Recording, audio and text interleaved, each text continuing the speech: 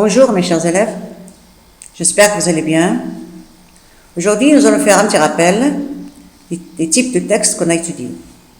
On va commencer aujourd'hui par le texte informatif et le texte narratif. Donc notre leçon d'aujourd'hui, les types de textes, le texte informatif et le texte narratif. Jeudi 7 mai 2020, les types de textes. Là, on va voir tous les types de textes. Les différents types de textes. Il y a le texte informatif, le texte narratif, le texte descriptif, le texte explicatif, le texte injonctif et on a ajouté le texte argumentatif pour avoir une idée. Aujourd'hui, on va commencer par le texte informatif et le texte narratif. Le texte informatif. Le texte informatif est un type de texte qui énonce des faits réels, vérifiables. Son but est d'informer. Parfois, cependant, l'auteur peut aussi y émettre une opinion.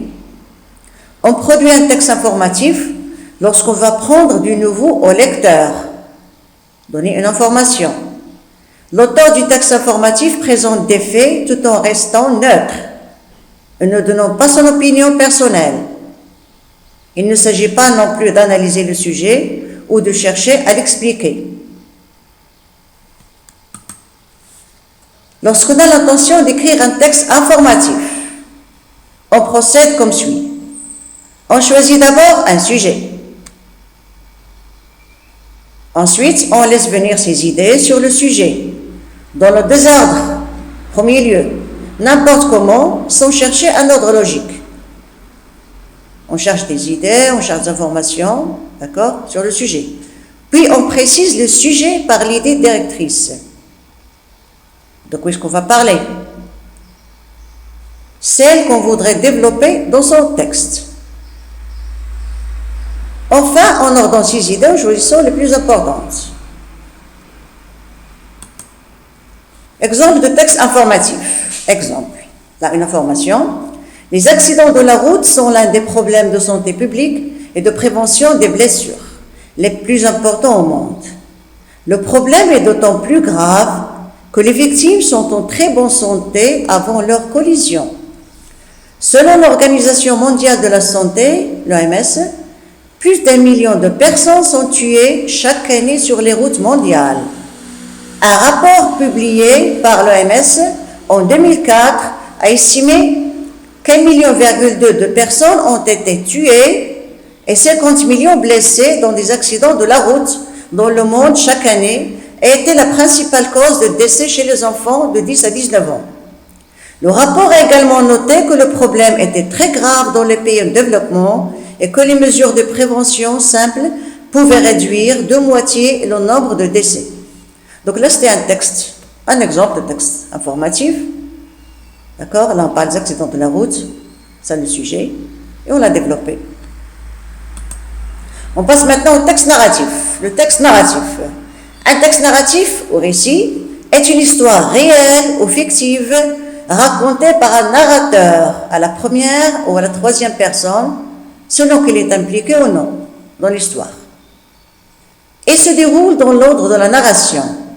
Un texte narratif décrit une succession de faits qui s'enchaînent. Comment reconnaître un texte narratif? Identifier un texte narratif. Les événements d'un récit sont inscrits dans le temps et se déroule dans un ou des lieux. Cette caractéristique détermine la présence dans un texte narratif d'indicateurs de temps et de lieu ainsi que des variantes de temps verbaux.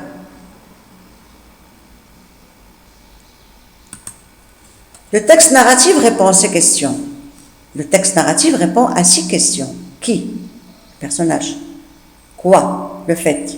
Où? Le lieu. Quand? Le temps. Comment? La manière. Pourquoi?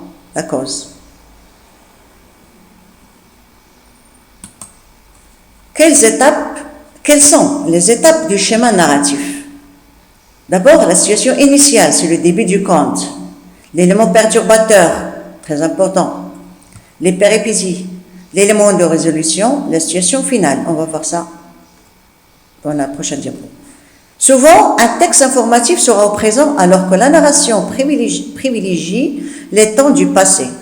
Un texte narratif est un récit qui narre et raconte quelque chose. Il y a donc une temporalité. Là, nous avons le schéma narratif. On commence par la situation initiale. C'est l'état stable du début de l'histoire qui explique où on est, quels sont les personnages de l'histoire, les lieux et tout. Situation initiale. Élément perturbateur. Événement qui rend la situation instable. On commence par raconter, parler des personnages, du lieu, et voilà qu'un élément vient perturber tout ça. Cela oblige les personnages à agir, à bouger, à avoir de l'action, péripéties. Ce sont les différentes aventures des héros. Qu'est-ce qu'ils ont fait, comment sont déroulés les faits. Élément de résolution, le dénouement, la dernière action de l'histoire qui amène à la situation finale. Comment le héros ou bien les héros ont agi pour résoudre ce problème. Situation finale, retour à l'état stable dans lequel se retrouvent les héros. Exemple, ils vécurent heureux pour toujours. Ça, c'était le schéma narratif pour écrire un texte. Exemple de texte narratif. Exemple, elle était une fois une petite jeune fille de 10 ans qui vivait à Paris. Comme sa famille venait de déménager à Marseille, la petite fille s'est inscrite à notre école. Donc là, il y a une petite fille, personnage. Il y a le lieu, l'école. La petite fille rejoignait chaque matin l'école à pied. Chaque jour dans la création, je voyais la petite fille. Elle était toujours toute seule et semblait très timide. Jamais ne discutait avec d'autres élèves parce qu'elle avait peur. Je la trouvais très belle avec les cheveux bouclés et les yeux marrons. Je me posais beaucoup de questions sans sujet, mais je n'osais pas l'aborder. Je me disais que ça doit être triste de rester tout seul sans avoir d'amis avec qui parler et jouer. D'accord? Vous pouvez trouver une suite et une fin si vous voulez. Donc là, c'est un exemple de texte narratif. Alors, mes chers élèves, j'espère que vous êtes rappelés les types de textes qu'on vient de voir, là, texte informatif et texte narratif. Alors, dans l'attente de vous voir, bien de vous parler, d'accord? Et dans l'attente de voir dans une autre leçon les autres types de textes, je vous souhaite une bonne journée et je vous demande de rester chez vous pour protéger votre famille et vous protéger. Allez, au revoir.